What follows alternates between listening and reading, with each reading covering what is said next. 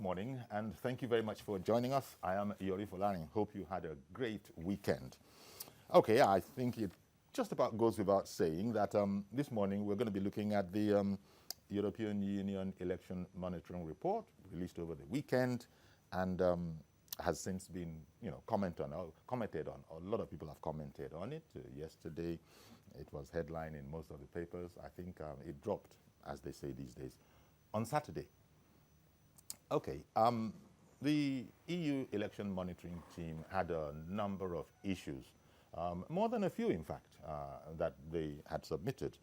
And maybe the place to start is that, first of all, the presidency has commented. It has actually welcomed the report of the European Union, speaking through its spokesman on media, Garba Shehu.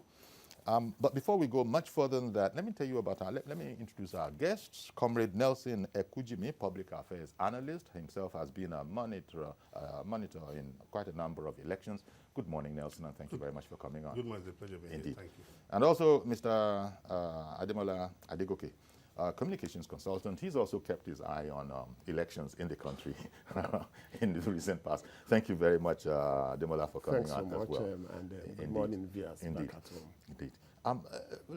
Let me start. It was a copious report. Yeah. The PDF file actually, is 88 pages long. So there were and they covered just about every aspect of the election. Yeah, the headlines, naturally, perhaps this is the way headlines are cast.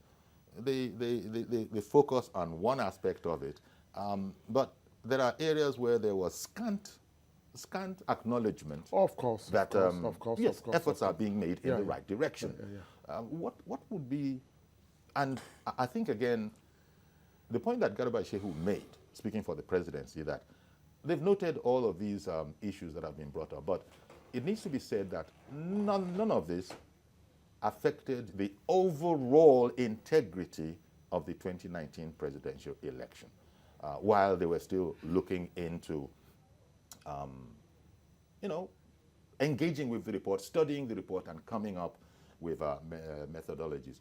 They actually, even though they were invited by our own INEC, it was one of our over 100 election monitoring teams that were invited.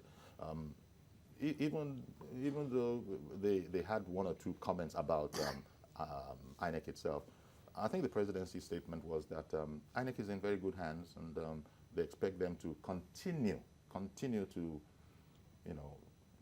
engage with the process and get better. Give me your overall impressions. Well, it needs to be said, and I think you actually made an allusion to that the EU report, contrary to the views in some quarters, is not an outright condemnation of the whole system. Yes, truth be told, there were issues, and there are still issues with our electoral process, and which we cannot live in denial of. And I think that the good side of it is that both INEC and the federal government acknowledged that, yes, there might be areas of concern which we are working on to improve. So our democracy, even though, yes, we have celebrated 20 years of uninterrupted democracy, but the fact cannot still be denied that the process is still evolving. Mm-hmm. Yes, what one may want to say is that, yes, maybe we need to fast track, the process of, getting, to the level of an error-proof electoral system. But to look at it from the angle of, outright condemnation, I don't think it's right. Because like you said, they made some, there were areas of commendation. Indeed, that we could see that efforts are being made in these areas. And so for that reason, I think the right thing for us to do is for us to look into our system to know that, yes, we are not yet there, so to speak. And there are still areas of improvement. People say that the largest room in the world is that room for improvement. There will always be room, for improvement. We are not yet there. We know, but that does not, mean that this report is an outright condemnation of the entire process. Indeed. Nelson, your views on the initial impression you had from the report? Because for me, the exciting thing is that both the presidency and INEC are saying that, we welcome this report. Because they must be receiving reports from all over the place. So we welcome this. If, according to some, there are critical aspects of it, the statement still was that it has been welcomed and that it was being studied, no doubt with an idea to see what could be done to take us to where we need to be. A number of things were mentioned when we get back into the detail. For instance, the EU, sort of had recommendations. One of the ones that just jumped out at me is that, look, there aren't enough women in that election, for example. And maybe legislation might be considered to guarantee a certain percentage for women. I just mentioned that. It's not as if I want to focus on that, but they also had their own recommendations. Give me your own initial impression. Well, thank you very much. I think, like the federal government and the INEC has done, I want to give them a big kudos, because that is how any responsible institution should behave. That even when you have reports, no matter the pros and cons, your responsibility and civility is to look at that report and find areas where you feel you can improve upon, like my colleague has rightly said. But be that as it may, I was traveling from Lagos to Oyo State, and I was in Ibadan precisely. And I heard that report that INEC on a radio, INEC condemns, EU condemns 2019 elections as marred by irregularities. And I was like, elections that I was also a part of, that millions of Nigerians took part, that INEC accredited over 100 local and international observer groups. So I felt, it was not right for any organization to have done that. But you notice that the global headlines, that was the path that they were treading, without even going into the body of the 88-page report. Yes, because severally we have admonished our people that, look, a lot of times the way the Western media portrays us is not the reality on ground here. They portray us as if Satan permanently resides here, while our Heavenly Father resides in their own pattern, which is not true, which is absolutely incorrect. So when I saw the headline, the first thing I went and took the report as a as a student of history, and I read the report, and some of these recommendations are not things that started just yesterday. They have been with us.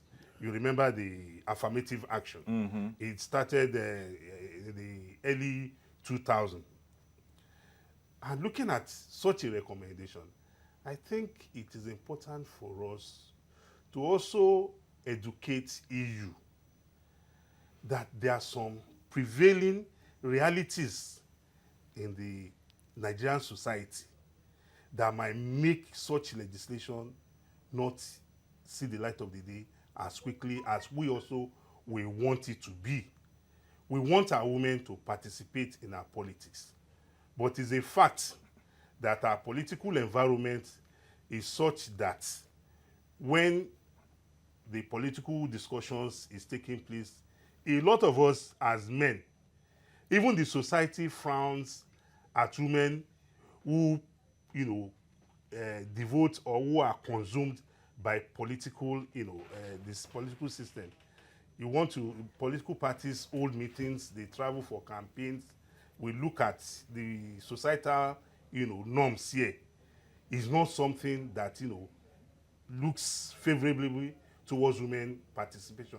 And also, I as a person, I've always advocated that, look, the women are as endowed, if not more than the men. We don't need any legislation. It is a matter, you women, don't play the victim mentality to us. Okay. We've had women of substance in this country who have taken steps that even men dare not So do. the point you're making is that valued as their contribution was, they might not have totally understood our situation. Yes. You know, that kind of a thing. Yes, that's exactly what I'm saying. They also complained about, well, not so much complained, noted that, look, attendance was another issue. The turnout for the election was just 34.1%, according to the report, with a reduction of nearly 1 million votes from 2015. Well, even that, you see, like, when you look at that report, yes, there are issues that some of them are peculiarly local to us, and some of them are global in nature. One of them is, voter turnout, and you discover that even the best of democracies in the world hardly achieve more than 60%, voter turnout, the best of them. So it's been an issue of global concern. So it's not peculiar to us, but that is not to say that we cannot improve ours. I am one person that believes that we can, the process, our electioneering process can be better, it can be made much easier, for the voter to want to partake in. Look at the registration process. Yes, we can make it better.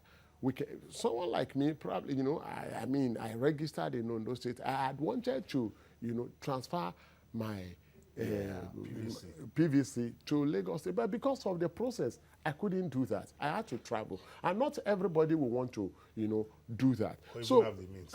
Or even have the means. So we can like INEC has said that, okay, we are taking these things in their strides and we are, attending to them. But like I said, we can fast track. But that is not to say that that issue is peculiar to us. It's not even in the Western democracies too. They have issue with, voter turnout, and so it's an issue. There is nothing that if I'm in my house and I decide that I'm not going to partake in the political process, you can't come and drag me out of my house. The only thing is that, yes, for us, we can, start looking at what we can do, to encourage people's participation more, at a higher level than we have now. The issue of violence in elections, it also featured, and since Demola was talking about some of those global features and some of them that are local, I wonder if this isn't quite local. I think the Commission's report, the European Union election monitoring is a commission. Election monitoring. EOM. They had recalled that, well, they had observed that neither of the parties, or shall we say, none of the parties actually did enough, in their view, to rein in their members. To rein in their members. And here it was blanket. They weren't looking at one or the other, but they said these are things that probably attention could be paid to. Is this one of those things that you would say, would be local to us? Well, I think I would say it is African to us. It's African to us. Because the issue of violence in elections is peculiar to the African continent and maybe Latin American continent. Be that as it may, I think we have made some giant strides. I recollect in 1999, 2003.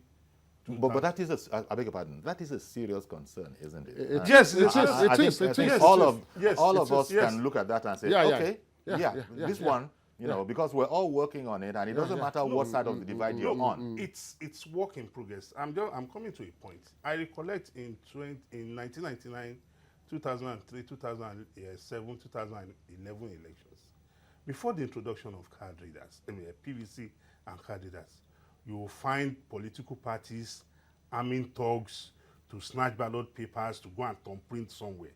But with the introduction of PVC and card readers, you will see that level of violence, of hiring people, you recollect the Idosi saga in Ekiti State. State. You know, that level of violence is gradually going down. And that is why I've said it's an issue of concern, but like I also said that it's work in progress. We are not there. And even the EU report also mentioned part of the violence that, they talked about was even the party campaigns, which are areas, we really need to look into, because we're talking about low participation. A situation whereby you cannot go to party A campaign rally with your wife and your kids, that the likelihood of you returning back home safe is not guaranteed. We definitely deter people from participating in politics. So really, I think we need to invest more in in democratizing our political parties, such that what should be uppermost in the activities should be about exploration of ideas, intellectualism, rather than people coming to, you recollect, in some campaign grounds in 2015, dynamites were thrown, exploded, people came with guns. I wonder if we are going to a rally. For me, at times when I go to political campaign rallies, I'm going there to watch the musician on the bandstand. Oh, Two-Face is coming to play. Oh, King Wasiu, because people go to campaign rallies for different purposes. Some go there for commercial purposes. Yeah. Some are not there to campaign. They are not there to listen to any party. They want to go and make their own money. So those are areas that we need to discuss with our political system, that how can we address this violence? Because when we're talking about violence, those violence were not caused by INEC. Even there were incontrovertible reports of INEC offices being bombed, INEC personnel being attacked, INEC personnel killed, security officers running for their dear lives. These are things that even the Electoral Act has created room for, because the Electoral Act states that a security personnel will not go within a radius of the polling station armed. And when you go to a polling station on election day, you see the most you can see on a security officer is his phone. Even a button is not allowed. It's not allowed. It's not and allowed. they have kept to that.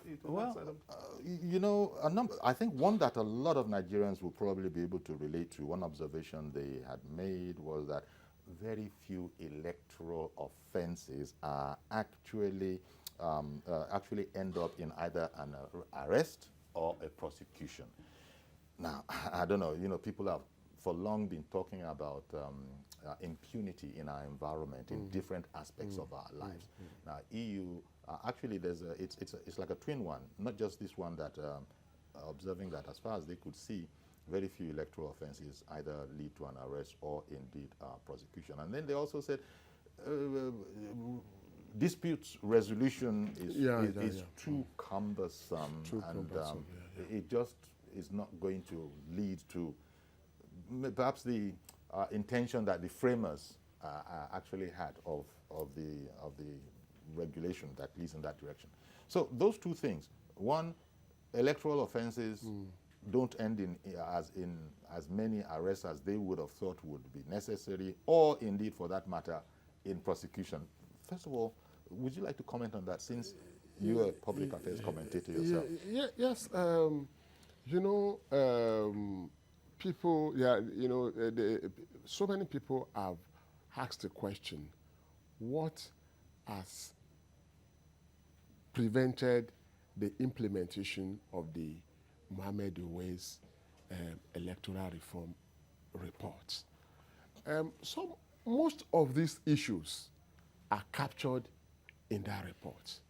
For example, the talking about the slow pace of justice, in electoral offenses.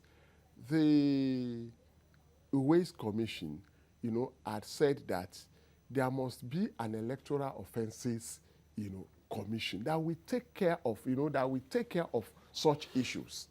You understand? That, theirs is to, anything, that has to do with, so you don't lump electoral offense with the normal, crime commission or whatever. So it's But so we need to ask the question. There are so many other issues captured in that report. Why has it not been implemented? So we need to address Nelson, that twin point of electoral offences are not handled properly. That is to say, they didn't apparently notice arrests that they had expected would follow certain actions, So I was good. So maybe so that if you have that kind of body in place, the tribunal will only address even the waste report. It also talked about separating pre-election issues from post-election issues. That it makes the process slow. But when you have that kind of electoral offences tribunal in place, it's mainly for electoral. When you have in place, then you will have been able to fast track the process of prosecuting offenders. And when people know, you see, one thing about crime commission, I think I've had cause to say it here, that 3 factors must be present. One, the opportunity to commit the crime must be there. Then an escape route and an assurance that when you escape, you are not going to be found out. So all this, combined together, kind of fuel, commission of electoral crimes. When people know that there's a very good chance they can get away with it. They won't get away with it. Then, you won't have it as we have it now. I think as an election observer over the years, I want to give you my practical experience. I think addressing this problem goes beyond just the setting up of the Electoral Offences Commission. It also involves upscaling the capacity of the security officials. It also involves upscaling the mentality of the electorate. I'll give you a video example. In Edo Guba polls in 2016, I was in Benin. Lo and behold, I was standing as an observer. A woman came to me and said, "Oga, see that people there, now money then they give them." I looked. It was about 200 meters to the polling station. I said, "Ma, my job does not go beyond the polling unit. That's my role as an observer." As she was talking to me, another man now came and said, "Oga, no mind, see their own for that place." You now saw 2 twin points of people gathered. 3 points. And also, in Ekiti-Guba polls, I was somewhere in Ikere. Lo and behold, we were driving, I was in the monitoring team, we were driving past a polling station, and we saw one man positioned, and he was monitoring how people were voting. The normal vote and come and take, or vote and buy. And we now stopped. I went to the man. I said, "You don't have any right to stand there." I asked the policeman, the security officer, "Why have you allowed this man to stand there? This man is monitoring how people vote. And maybe that will be the basis for payment." Before I could tell the man to move, the whole crowd gathered there said, "Wale ma bombi," it means they were all complicit in what he was doing. So in most cases, when you want to apprehend such a person, the electorate there themselves will resist. They will tell you there's somebody doing it somewhere there. Oh, it's our own, you have seen, Abi. You can't take him away. So it could lead to violence. Also, you go to your election on election days. Political parties have votes for INEC, whether they eventually give them, I don't know. They have votes for electorates. They have votes for security personnel. In Anambra Guba poll in 2018, I was in Oka South at the polling station. That's where the polling station was, where the ABGA chairman is resident and where he votes. Lo and behold, you just stay at the polling station, all of a sudden, you just see everybody, electorates, Party agents, security men, everybody will run in one direction. What are they going to do? Somebody is somewhere sharing some resources. So even the security men themselves don't want to be left out of the goodies. It is only those of us who are observers, who are neutral, because a lot of times I go as an observer to a territory where nobody knows me. But most times when policemen are posted, they are policemen within that locality. So they know them. Even they call them by names. So those are the challenges. The capacity to apprehend. In whose hand is it domiciled? So it's the report. There's a lot that Nigerians, such as us sitting down here, have seen and were aware of. So that they noticed these things and captured them, again, all well and good. Yes. The report runs to 88 pages. Nobody's going to stand up and deny that. There were some aspects of it that, well, they will probably still have to look at. People were talking about servers and that kind of a thing. I think INEC has come out and said before now that what servers are you talking about? We ain't got no servers. But the EU report denied knowledge of the existence of any server. Exactly. Okay. But as we're saying, all of these things, while being noted, it has already been pointed out that none of it can genuinely be said to have compromised the overall success of that particular exercise. Definitely. You see? But that doesn't mean, for instance, they noted that, we also noted, and they were quite thorough, we also noted that people with disability, for instance, people with disability, we weren't happy with the facilities you provided for enough of them to be able to vote if they wanted to. That I guess is what they do.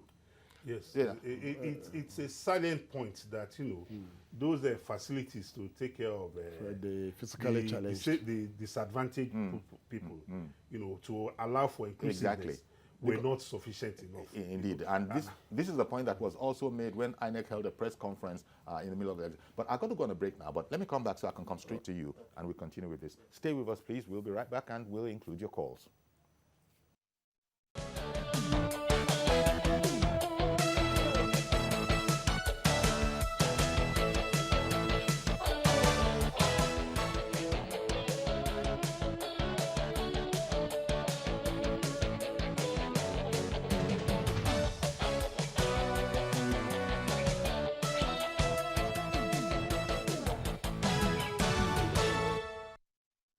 Okay, welcome back, and we're looking at the EU election monitoring report dropped over the weekend, and naturally it's been the subject of conversation ever since then. And not the least would have been the opposition. They would have been, highly interested in it.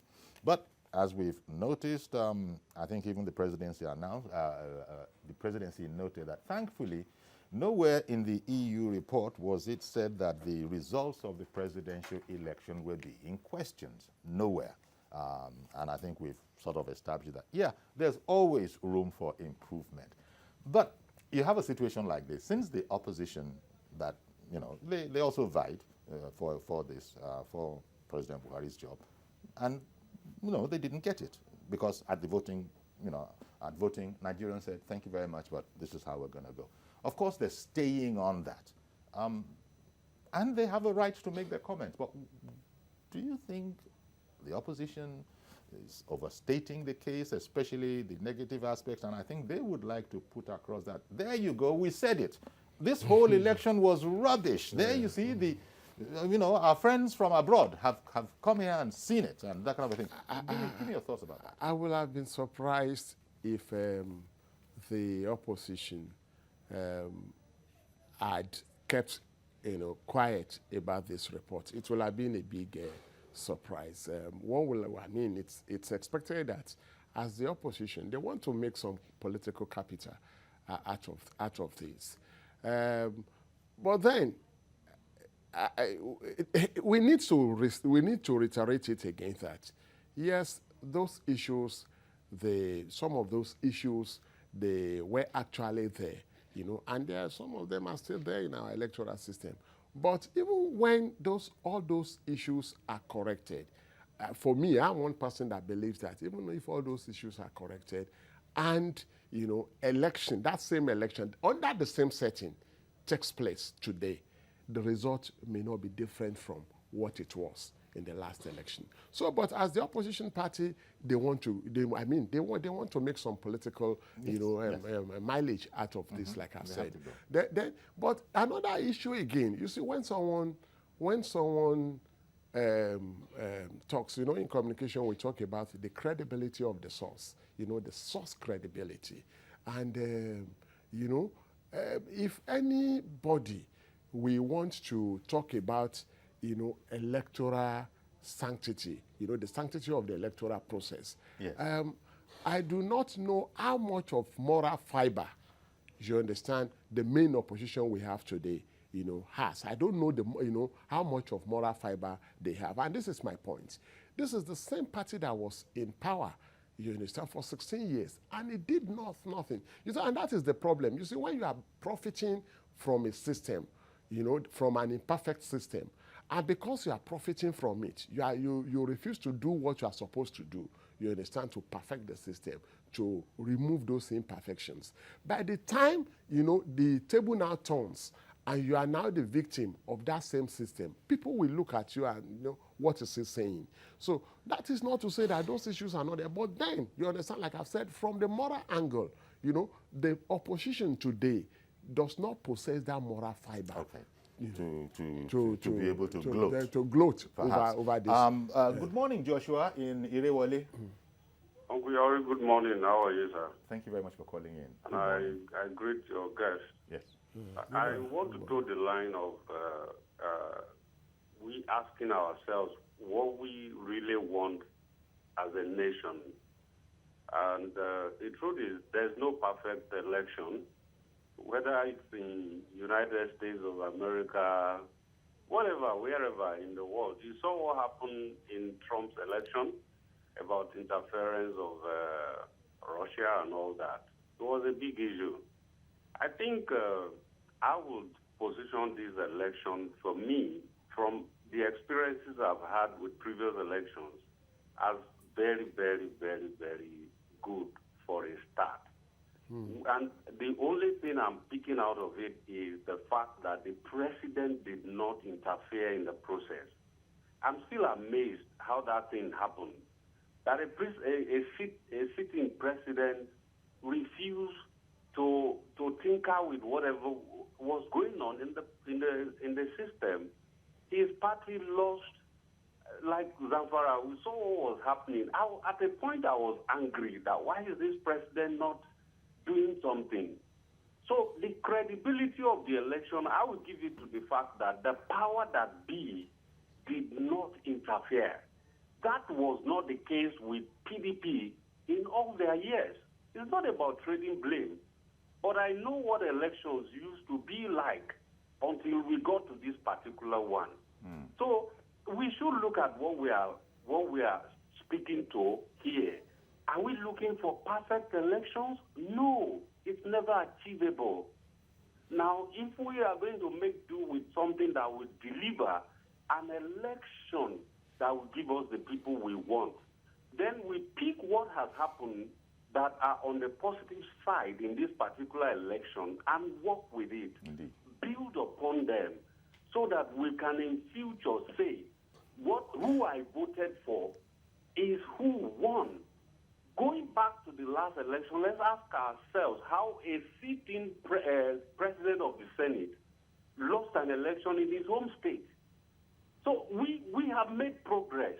As far as the opposition is concerned, I don't expect them to accept anything in good faith. All right, then. Because it's difficult for them to swallow what has happened. But Nigeria is greater and bigger than anyone.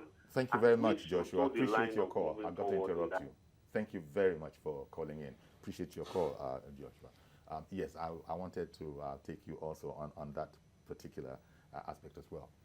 Well, like I want to toe his line. That is, okay, the opposition, the PDP, making much of this. Yes, you know, yes. You know, Yeah, I expect making much of this. You know, in fact, I think, well, as these things go, I think someone on social media, I actually saw a call for a cancellation of the election that we've already sworn in the president and all of that. You know, like the last caller said, under the Electoral Act, the Electoral Act stipulates that the election must make substantial compliance. It didn't say total. So even as we're aiming for total. Even as we are aiming for total. Because, you know, like we always say, there's no perfect election anywhere. Yes.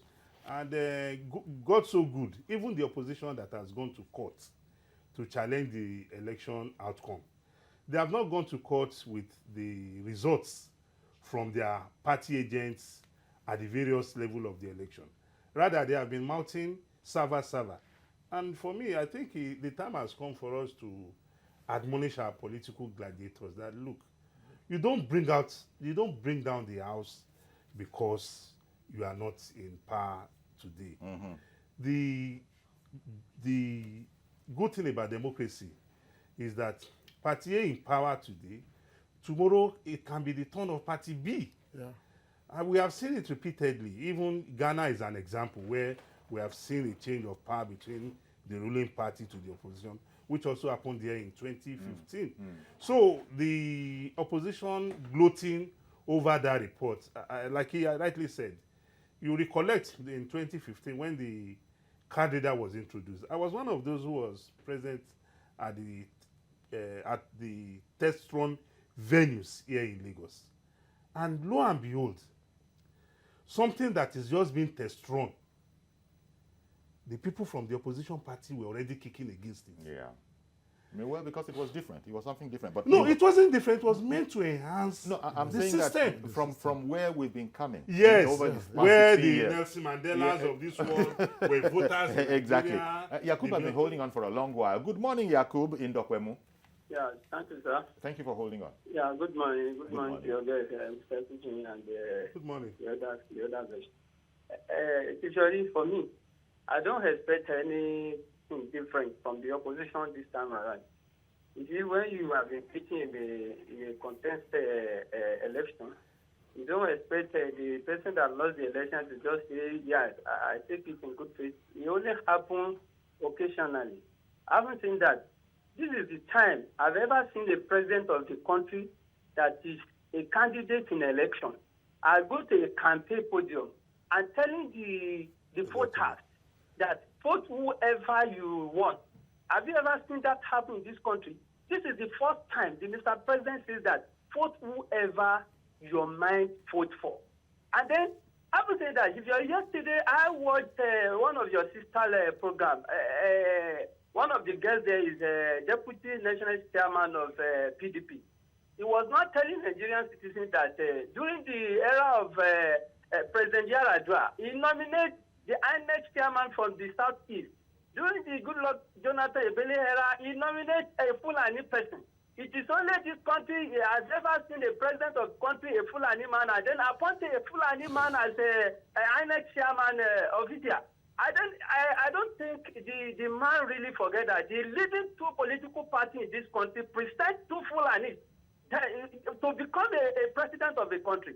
So, if you are the EU report, yes, there are some certain places that we need to be able to improve on. But as you said in the studio there, it has never affected our election. Like Mr. Kujimi rightly said earlier in the studio, turnout of the voter in the day of election. You really need the political party. There are some people called mobilizer. There are some people called canvasser. Those are their job in the day of the election. Because you have to mobilize people, and though you need the resources, that is why all these small political parties, they cannot be able to win the election in a polling unit because you need mobilizer, and then you still need campus at the time. So you need money. About the woman in politics, typically, we cannot get there. Why? Why? Because we need the courageous man enough in the National Assembly, both in the green chamber and the red chamber, that will put a law, a bill, whereby 35% affirmation that will make it mandatory for all political parties to produce a woman this year, this coming year, this is constituency. We need all women to participate here. We don't need men. Failure to do that, if our environment does not allow women in politics yet, we can be able to lie to ourselves. That is the truth. Thank you. God bless you. Thank you very much.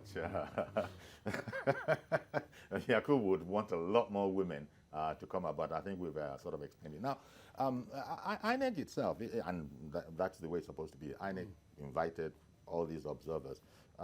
So INEC was ready, I imagine. And when it says that, look, the collation processes of INEC could be a lot better. First of all, it's been said, if that was seen as some sort of a criticism, again, it's been accepted that the report is welcomed. But then the point was emphatically made through Shehu on behalf of the presidency that INEC is in good hands. I think that point was said. INEC is in good hands.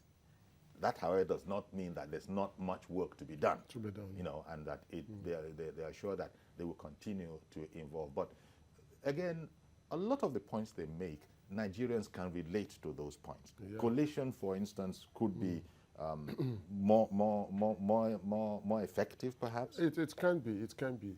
You see, the situation where someone travels all the way from Maiduguri to Abuja. Someone travels all the way from Ado-Ekiti to Abuja, all just to go out to announce results.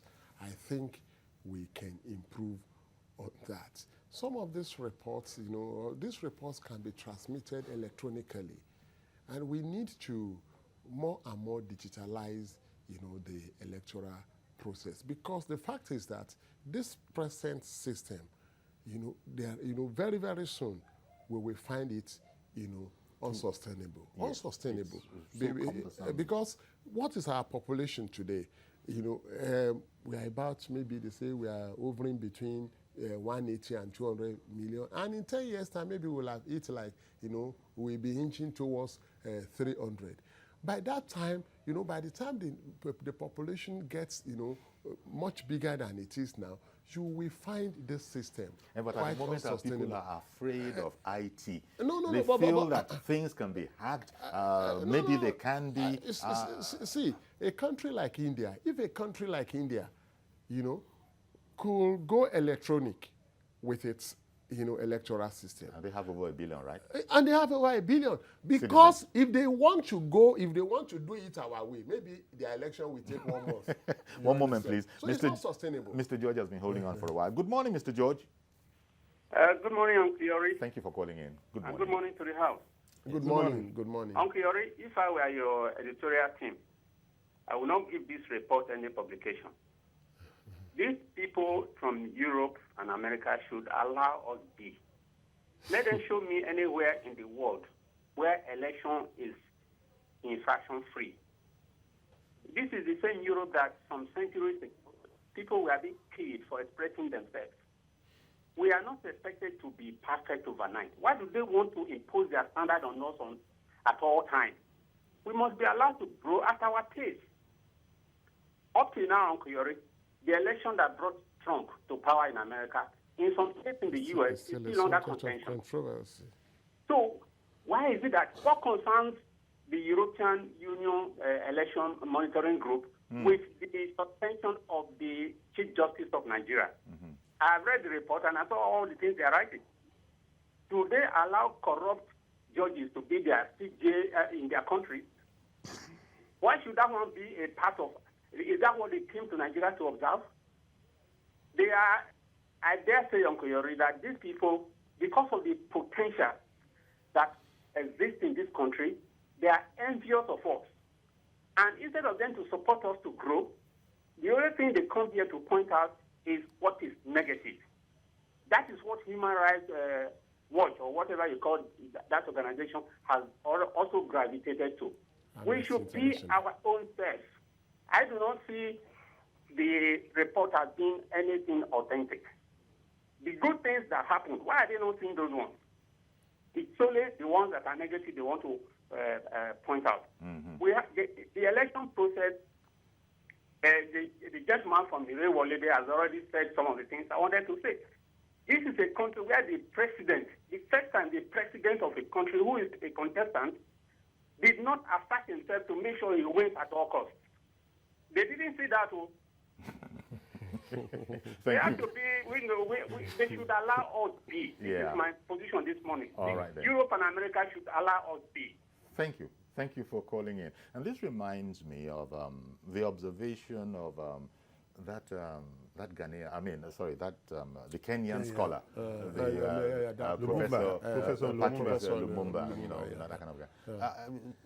He has many lectures out there, and he's observed that one of the things that, I don't know what word to use now, but one of the things that he has commented upon is that EU is just one of over 100, observers that were invited.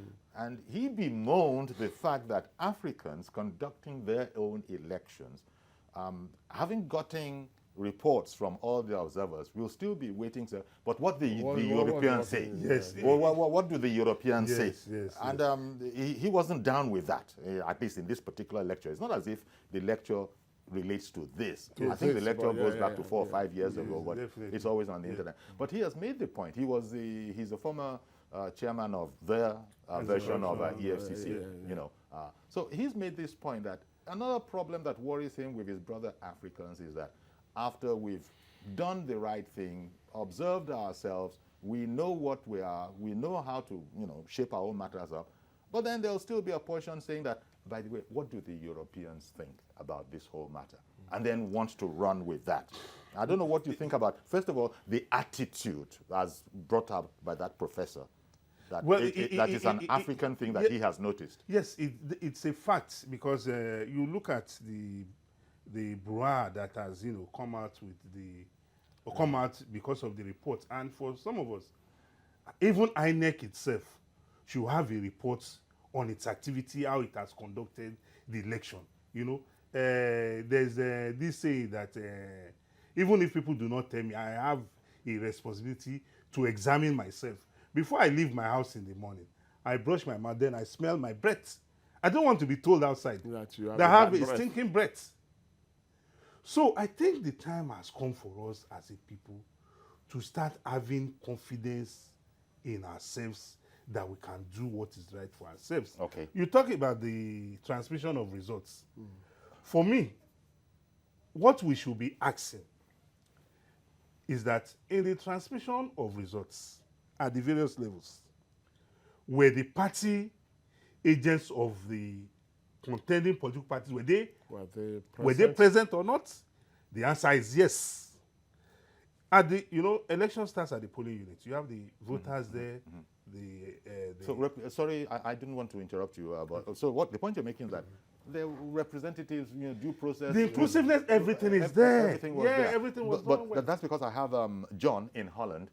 John in Holland, good morning. Thank you for calling in. Good morning, please. Thank you for calling in, John. Good morning. Go ahead, please, Good morning, John. please. Good morning. Yes, I'm hearing you loud and clear. Yes, please, allow me to go back to the two contributors who spoke before, Yakub and George. And sometimes their contributions, these are the people I've always watched their program from Holland. I see that the same people, Buhari, are the ones contributing in their program all the time. I don't see people coming here to tell Nigeria, to tell the government to speak truth. But that's why you've called in, John. Let us know the truth. Huh? That is why okay. That is why you called in. Let's I'm, know your truth. No, Let's know your truth. unless you want me to say something. What I'm saying is that the one that said, hello? Okay. We're with you. What I'm saying, especially George, who said, who asked Britain and Europe and America to stay clear. I just voted last time in the European Parliament, and I voted even our provincial court in Holland here. Very quiet, I was even weeping. And when with my country have a peaceful election, have at least something that seems to be fair, may not be free, but fair. Something that seems to be bloodless. Now, people have died, and they have been buried, they have been forgotten, and yet the people are now enjoying, swearing themselves in, formulating policies that will give them more salary increment in the north. Governors are there planning again how to start to regain all what is spent. And it's a merry-go-round. By then, 4 years again, we start all over, fighting and killing people. Can we one time just forget about whose horse is on? Give time to speak truth. That America, and if America is having problems, then because they're discussing this is just a kind of the involvement of Russia, just by cyber thought, not even a physical thought, not even killing it. But we have killing. We kill. People are there. If somebody says only child, it's dead. This is kind of thing I do. We are now feeling as if it's so, John, we don't feel sorry for ourselves, our own life. So, John, it pains me so much. John, yeah. So tell me what you think about the EU Commission report. Good. Yeah. The report actually.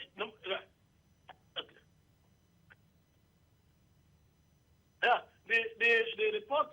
No matter how bad we feel, or some people who feel it favors them and those who it doesn't favor. The one important thing is we should take note of the advice. I want to take note of their own advice. You see, if our president had signed the last time, signed into law, they knew all the things that submitted by NAS to him about this election, these things wouldn't have happened. But they left that vacuum. They left it just as a way of trying to know something to use it, manipulate it. Right. And since Keyamo, they call it, went to Action Rock, we are in trouble. Thank you very much for calling in, John. John, we appreciate your call. I wanted to hear what your impression is, and thank you very much for providing it. It's a valuable contribution because we want to hear from all shades of opinion. Thank you very much, John in Holland. So, like I was saying, I want to tell John that, we welcome the EU reports, but we want to make it very clear that there are some of these problems that are localized. He talked about voting in Holland. Can he compare the atmosphere where he voted in Holland with how we conduct elections here in Nigeria? No, he said he was weeping, that when will his beloved country become like that? Yes, because you see the average voter go to the polling stations to vote on election day. And he gets to the polling station, before he's giving the ballot paper, he's looking left and right to see which of the political parties' agents will approach him. And even when he gets the ballot paper, he's looking for how much are you going to give me? So is that the fault of the electoral umpire? All right, then. That so, I have that mindset as a voter? As we move towards rounding up now, I think we can't overstate it. The election, all concerned, I've said that, it wasn't perfect. No election can be perfect. But I think it's also been said that nevertheless, it doesn't, it doesn't distract from the outcome that was the will of the successful outcome, and that the will of the people was reflected. And for me, you see, the admittance of the fact that yes, we have issues, and that we are taking steps to address those issues, and it's like saying that someone has said that, and the presidency welcoming that report. I think that alone is gratifying enough. Well, we've got to leave it here, as a matter of fact. Thank you very much for providing that particular juncture. Ademola Adegoke, Communications Consultant. Thank you very much for sharing your perspectives. And also Comrade Nelson Ekujimi, Public Affairs Analyst. Thank you, as always, for sharing your perspectives with us as well. Thank you very much. And thank you also for joining the program and indeed for contributing to it. Please join us tomorrow for a fresh edition. I am Yori Folani. Bye-bye for now.